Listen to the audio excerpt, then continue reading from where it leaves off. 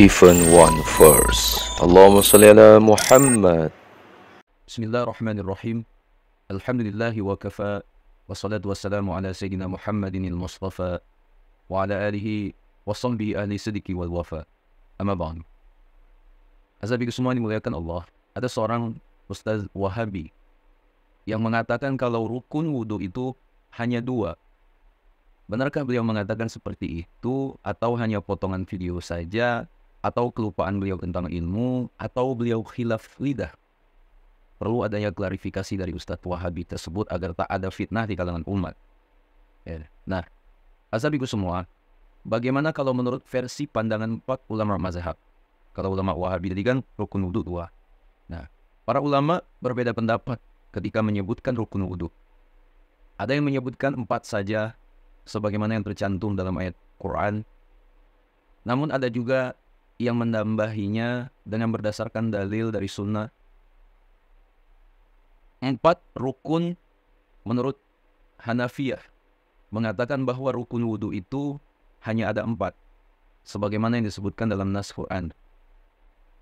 7 rukun menurut Al-Malikiyah menambahkan dengan keharusan niat, ad-dal, yaitu menggosok anggota wudhu, sebab menurut beliau sekedar mengguyur anggota wudhu dengan air masih belum bermakna mencuci atau membasuh. Juga beliau menambahkan kewajiban muwallat. 6 rukun menurut Asy-Syafi'iyah menambahinya dengan niat dan tertib, yaitu kewajiban untuk melakukannya pembasuhan dan usapan dengan urut, tidak boleh terbolak-balik. Istilah yang beliau gunakan adalah harus tertib.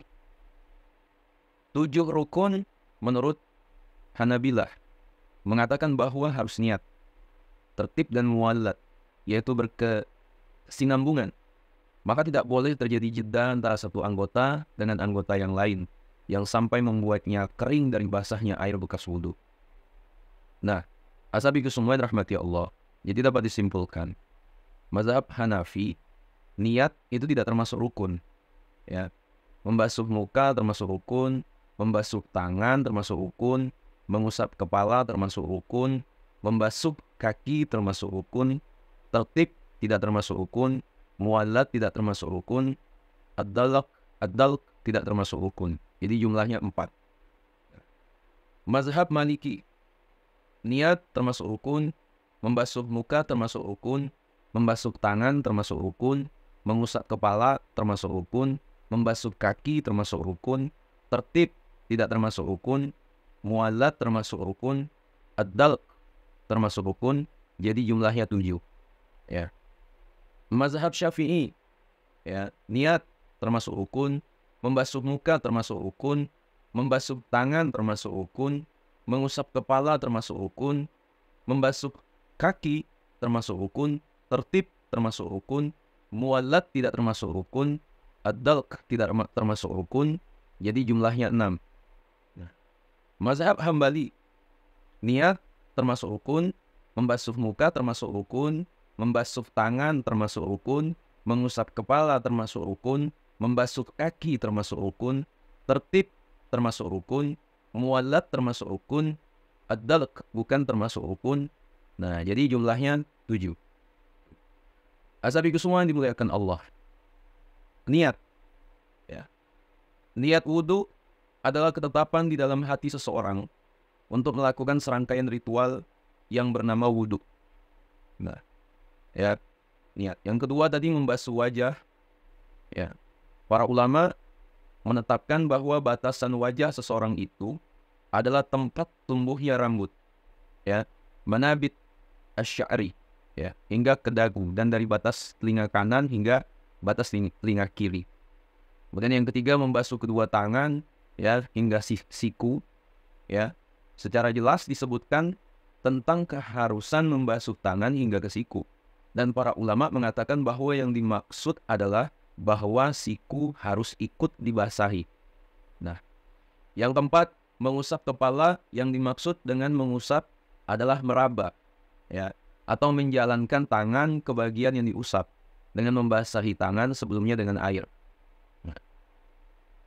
Hanafiyah itu mengatakan bahwa yang wajib untuk diusap tidak semua bagian kepala, melainkan sekadar dari kepala, yaitu mulai ubun-ubun dan di atas telinga. Al-Malikiyah dan Hanabila mengatakan bahwa yang diwajib diusap pada bagian kepala adalah seluruh bagian kepala. Ya, bahkan Hanabila mewajibkan untuk membasuh juga kedua telinga, baik belakang maupun depannya. Tuh. Asy-Syafi'iyah mengatakan bahwa yang wajib diusap dengan air hanyalah sebagian dari kepala, meskipun hanya satu rambut saja. Dalil yang digunakan beliau adalah hadis Al-Mughirah, bahwa Rasulullah SAW ketika berwudu mengusap ubun-ubunnya dan imamahnya, ya, atau sorban yang melingkari kepala. Nah, kemudian yang kelima, mencuci kaki hingga mata kaki. Menurut jumhur ulama, yang dimaksud dengan hingga mata kaki adalah membasahi mata kakinya itu juga. Nah, kemudian yang keenam, tertib. Ya, yang dimaksud dengan tertib adalah mensucikan anggota wudhu secara berurutan dari yang awal hingga yang akhir. Nah, Hanafiyah dan Malikiyah tidak merupakan bagian dari fardu wudhu, ya, melainkan hanya sunnah muakkadah. Ya. Akan halnya urutan yang disebutkan dalam Al-Quran, bagi mereka tidaklah mengisyaratkan kewajiban urut-urutan. Ya. Bersikeras mengatakan bahwa tertib urutan anggota yang dibasuh merupakan bagian dari fardu dalam wudhu. Sebab demikianlah selalu datangnya perintah dan contoh praktek wudhunya Rasulullah SAW. Ya, tidak pernah diriwayatkan bahwa beliau berwudhu dengan terbalik-balik urutannya dan membasuh anggota dengan cara sekaligus semua dibasahi tidak dianggap sah. Model yang ketujuh, muallat atau tidak terputus. Maksudnya adalah tidak adanya jeda yang lama ketika berpindah dari membasuh satu anggota wudhu ke anggota wudhu yang lainnya. Nah, ukurannya menurut para ulama adalah selama belum sampai mengering air wudhunya itu. Kemudian ad-dalq, ya, ad-dalq. Yang dimaksud dengan ad-dalq adalah menggosokkan tangan, ya, ke atas anggota wudhu setelah dibasahi dengan air dan sebelum sempat kering.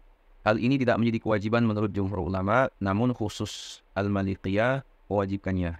Sebab sekedar mengguyurkan air ke atas anggota tubuh, ya, tidak bisa dikatakan membasuh seperti yang dimaksud dalam Al-Quran. Nah, kemudian sahabiku semua, hal-hal yang membatalkan wudhu itu ada 6 perkara. Ya, keluarnya sesuatu lewat 2 lubang kubul atau dubur. Nah, mazhab Hanafi menyatakan batal. Mazhab Maliki menyatakan batal jika keluar sesuatu yang lazim juga dari lubang yang lazim.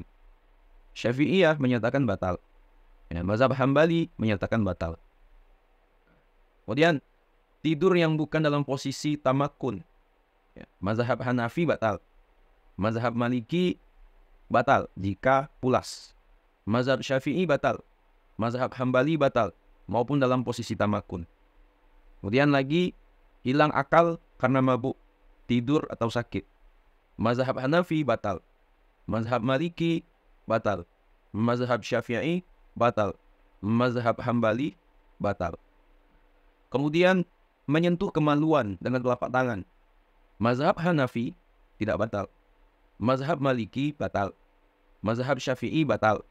Mazhab Hambali batal. Nah. Kemudian menyentuh kulit lawan jenis yang bukan mahram. Mazhab Hanafi tidak batal. Ya, mazhab Maliki batal jika merasa lezat. Mazhab Syafi'i batal. Mazhab Hambali batal dengan syahwat. Keluarnya sesuatu dari badan. Mazhab Hanafi batal. Mazhab Maliki tidak batal. Mazhab Syafi'i tidak batal. Mazhab Hambali tidak batal. Nah, sahabatku semua, keluarnya sesuatu lewat 2 lubang kubul atau dubur. Menurut Malikiyah, ya, keluar sesuatu yang tidak lazim seperti batu, darah atau nanah tidak membatalkan wudhu jika sesuatu tersebut terbentuk di dalam usus, bukan karena menelan batu. Kedua, tidur yang bukan dalam posisi tamakun, ya, di atas bumi, tidak memungkinkan keluar sesuatu dari dubur. Ya, menurut Hanabilah, ya, tidur membatalkan wudhu secara mutlak. Nah, menurut Malikiyah, tidur pulas dapat membatalkan wudhu, baik tamakun atau tidak. Sementara tidur-tidur ringan tidak membatalkan wudhu. Yang ketiga, hilang akal, ya, karena mabuk, tidur, atau sakit. Kemudian yang keempat, menyentuh kemaluan dengan telapak tangan. Menurut mazhab Hanafi, menyentuh kemaluan dengan tangan tidak batal wudhu. Ya. Kelima, menyentuh kulit lawan jenis yang bukan mahram. Menurut Syafi'i, membatalkan wudhu, ya, tanpa lapis selain rambut, kuku, dan gigi. Gitu. Menurut Hanafi, ya, tidak batal wudhu sama sekali. Menurut Maliki, ya, Malikiyah itu membatalkan wudhu apabila dengan kelezatan atau bermaksud kelezatan walaupun dengan lapis tipis, baik kulit, rambut. Juga menyentuh amrod al-jamil, hukumnya sama. Itu. Menurut Hambali, membatalkan wudhu dengan syahwat, ya, ajnabi atau muhrim. Tidak batal wudhu bagi yang disentuh. Dan yang keenam, keluarnya sesuatu dari badan, seperti darah, nanah, dan semacamnya, ya, akibat luka atau lainnya. Asabiku semua, catatan, ya, mereka sepakat bahwa murtad juga menyebabkan batalnya wudhu, kecuali Hanafiyah. Namun, mazhab Hanafi berpendapat, ketawa dalam sholat juga menyebabkan batal wudhu. Ya. Makan daging kambing atau unta, menurut Hambali, termasuk yang membatalkan wudhu. Ya, dan juga memandikan jenazah. Asabiku semua, ragu terhadap hadas, ya, membatalkan wudhu menurut Malikiyah. Tuh. Terakhir, asabiku semua rahmati Allah Subhanahu wa taala, air mustamal. Pada dasarnya mazhabil arba'ah berpandangan sama tentang air mustakmal, yaitu air yang berpisah atau menetes dari tubuh yang digunakan untuk mengangkat hadas atau untuk menghilangkan najis selama sifat-sifat air tidak berubah. Ya. Nah, bersuci dengan cara memasukkan anggota tubuh ke dalam air, ya, sedikit, ya, kurang dari 2 kula sama dengan 190 liter atau wadah berukuran 85 cm persegi, itu mazhab Syafi'i. Maka air tersebut dihukumi mustakmal setelah diangkatnya anggota tubuh. Ya. Air mustakmal ini hukumnya suci tapi tidak bisa mensucikan. Artinya air itu suci, tidak najis. Ya, biasa digunakan dalam memasak dan sebagainya, ya.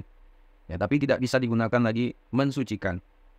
Demikian menurut mazahib, kecuali Malikiyah. Ya, menurut mazhab Maliki, air mustakmal hukumnya suci dan mensucikan. Artinya bisa dan sah digunakan lagi untuk berwudu atau mandi bersuci. Tetapi makruh apabila masih ada air yang tidak mustakmal. Itu. Menurut Asy-Syafi'i, mazhab Syafi'i, air mustakmal yang mencapai 2 kula dengan sendirinya menjadi air suci dan mensucikan. Sabi semua dimuliakan Allah. Nah, ini dua penjelasan dari saya tentang rukun wudhu tadi, ya. Nah, ya, semoga apa yang saya sampaikan ini bisa menjadi ilmu untuk kita bagi yang belum mengetahui, ya, menambah ilmunya, ya. Dan juga jangan lupa share pada orang-orang kita cintai video ini, dan juga jangan lupa share ke akun media sosial kalian yang lainnya agar jauh lebih bermanfaat lagi. Wallahu a'lam. Assalamualaikum warahmatullahi wabarakatuh.